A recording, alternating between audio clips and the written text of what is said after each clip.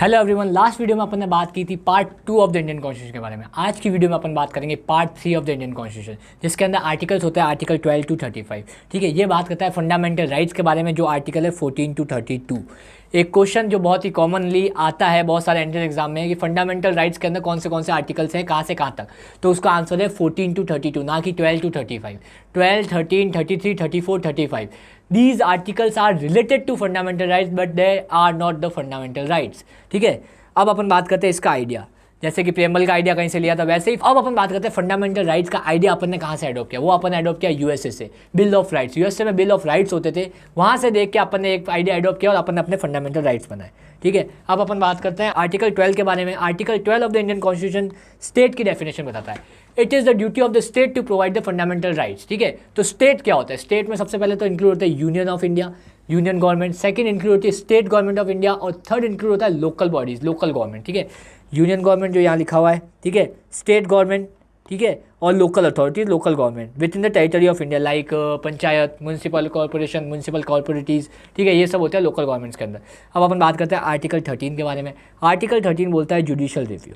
Judicial review का मतलब समझाता हूँ आपको। ठीक है, जैसे कि मैंने आपको बताया, गवर्नमेंट लॉ बना सकती है, गवर्नमेंट लॉ को अमेंड कर सकती है, बट अगर कोई भी लॉ गवर्नमेंट बनाती है जो कि फंडामेंटल राइट्स के अगेंस्ट होता है, that is violating the fundamental right, तो कोर्ट उसको नल एंड वॉइड घोषित कर सकता है, नल एंड वॉइड बता सकता है। वो लॉ एनफोर्स ही नहीं होगा। ठीक है, ये होता है जुडिशियल रिव्यू। ये है आर्टिकल 13।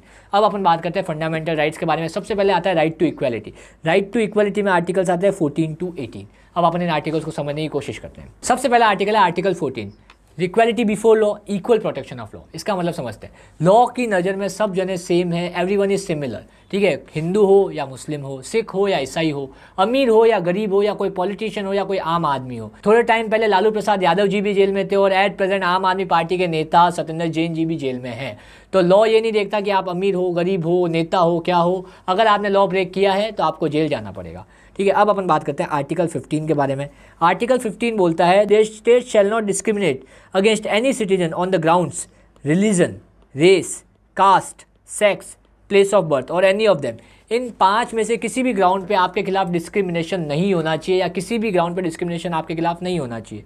ठीक है, सिंपल सी बात। अब आपके दिमाग में एक चीज़ आ रही होगी जो जनरल है कि ऐसे तो हमारे खिलाफ डिस्क्रिमिनेशन हो रहा है, SC STs को ज़्यादा मिलता है। तो मैं आपको एक चीज़ बताता हूँ, state can make laws for the welfare of woman, for the welfare of children, for the welfare of the weaker section of the society. वहाँ आप झंडा लेके नहीं खड़ा हो सकते कि मेरे खिलाफ डिस्क्रिमिनेशन हो रहा है, ये चीज़ अलाउड नहीं है। वहाँ नहीं लेके खड़े हो सकते, क्योंकि स्टेट ऐसे लॉज बना सकता है, ये इसके अंदर अलाउड है। ठीक है, अब अपन बात करते हैं आर्टिकल 16 के बारे में। आर्टिकल 16 किस इक्वालिटी की बात करता है वो बात करता हूँ आपको। Equality of opportunity for all the citizen in matter relating to employment. ठीक है, जो एम्प्लॉयमेंट होता है, जब आपको जॉब चाहिए कहीं पे भी, तो वहाँ पे जो अपॉर्चुनिटीज़ है ना, वो सबके लिए इक्वल होनी चाहिए। रिजर्वेशन के बाद जितनी भी अपॉर्चुनिटीज़ है वैसे ही होनी चाहिए, सबके लिए इक्वल होना चाहिए।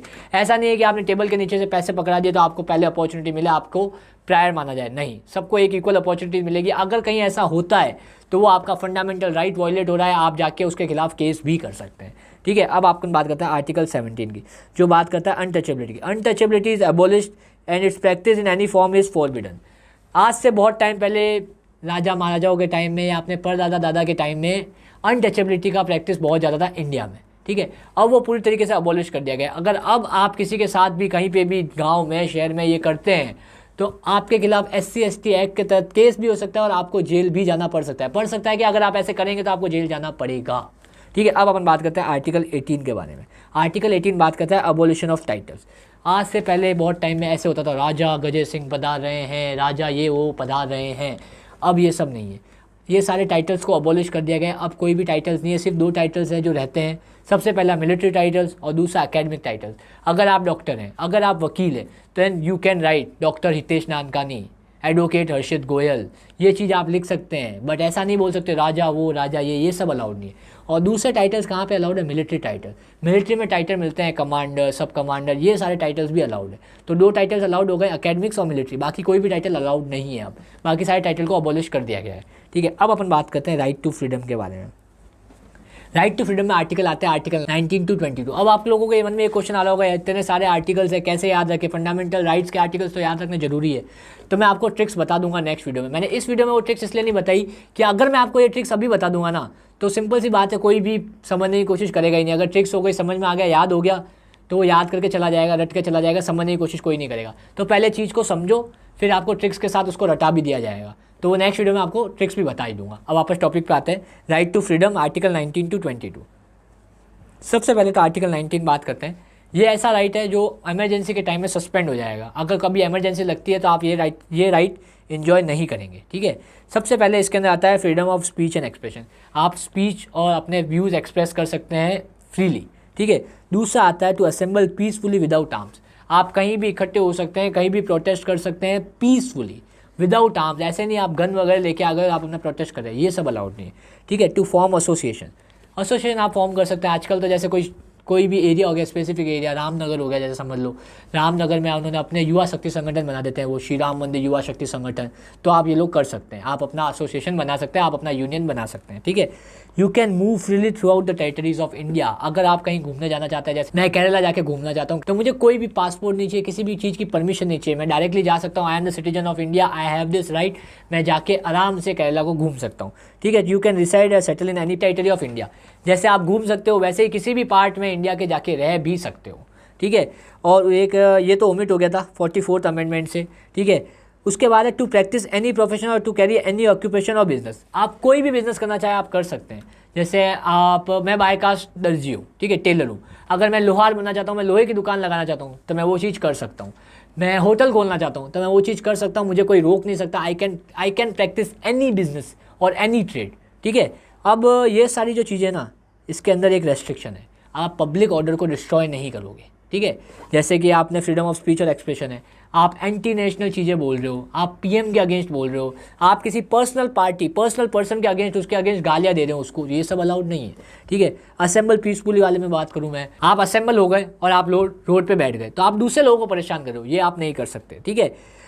ये जो है reside in any part of India, बहुत से पार्ट्स ऐसे हैं जो आदिवासी लोगों को दिए गए हैं, तो आप वहाँ जाके नहीं रह सकते, कोई रेस्ट्रिक्टेड पार्ट भी होता है, ठीक है।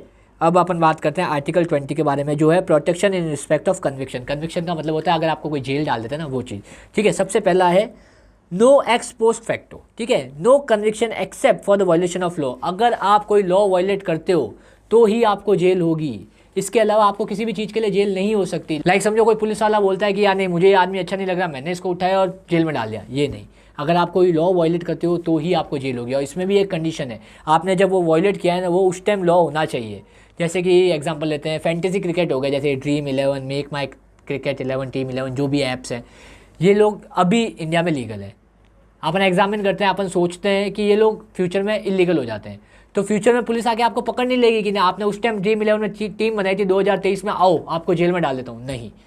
आप सीधा उस पुलिस ऑफिसर को बोल सकते हैं, जब मैंने उसमें खेल रहा था, जब मैं वो टीम बना रहा था, तब ये ऐप्स इंडिया में लीगल थे, अब इलीगल हुए हैं, तो अब मैं ये नहीं कर रहा हूँ, तो अभी आप मेरे को उस क्राइम के लिए आप मुझे कन्विक्ट नहीं कर सकते, उस क्राइम के लिए आप मुझे जेल में नहीं डाल सकते, ठीक है। अब अपन सेकंड पॉइंट पढ़ते हैं, no double jeopardy. No double jeopardy मतलब है no two punishment for the same crime. अगर आपने कोई क्राइम किया है और उसकी सज़ा आपको हो चुकी है, तो आपको सेम उसी क्राइम के लिए वापस जेल में नहीं डाला जाएगा, ठीक है। सिंपल सी बात ये है, ठीक है। अब अपन पढ़ते हैं आर्टिकल 21। आर्टिकल 21 बात करता है protection of life and personal liberty.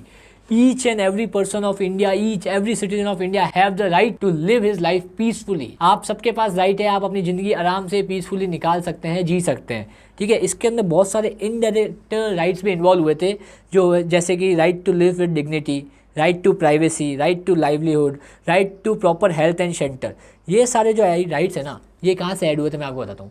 एक केस था Maneka Gandhi versus union of India. अगर आप लॉ के स्टूडेंट हैं तो जाके वो पढ़ना, क्योंकि वो बहुत ही लैंडमार्क केस है, बहुत ही लैंडमार्क जजमेंट है, आपको वो पढ़ना जरूरी है और आपको उसके बारे में नॉलेज होनी चाहिए। उस केस के थ्रू बहुत सारी चीज़ें हुई थी उस केस में। अगर मैं आज अपने टॉपिक के बारे में बात करूँ ना, तो उस केस के थ्रू ये जो 4 राइट्स थी ना, ये राइट्स आर्टिकल 21 में इंक्लूड कर दी गई थी, ठीक है। और एक 86th अमेंडमेंट के थ्रू आर्टिकल 21A आया, जो कि है right to education to children.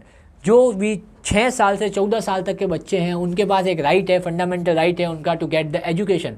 उनको आपको एजुकेशन प्रोवाइड करानी ही पड़ेगी। ये कहाँ से आया था? 86 अमेंडमेंट से, ठीक है। अब अपन बात करते हैं आर्टिकल 22 के बारे में, जो कि आज की वीडियो का लास्ट टॉपिक है, protection against the arbitrary arrest. अब मैं बताता हूँ आप आर्बिट्ररी अरेस्ट क्या हो गया, ठीक है। जैसे अगर किसी आदमी को अरेस्ट किया, आर्टिकल 21A के बारे में बात कर रहा हूँ मैं, किसी आदमी को अरेस्ट किया, जैसे कि XYZ पर्सन को अरेस्ट किया, तो पुलिस की ये मॉरल ड्यूटी है, पुलिस की ये ड्यूटी है कि आप सबसे पहले उसके पेरेंट्स को या उसके गार्जियन को या फिर उसके किसी नोन आदमी को जाके ये चीज़ बताए कि आपने इस रीज़न से उसको अरेस्ट कर दिया है। और इसी सेक्शन का दूसरा पॉइंट ये है, आप उस आदमी को किसी एडवोकेट से मिलने से नहीं रोक सकते।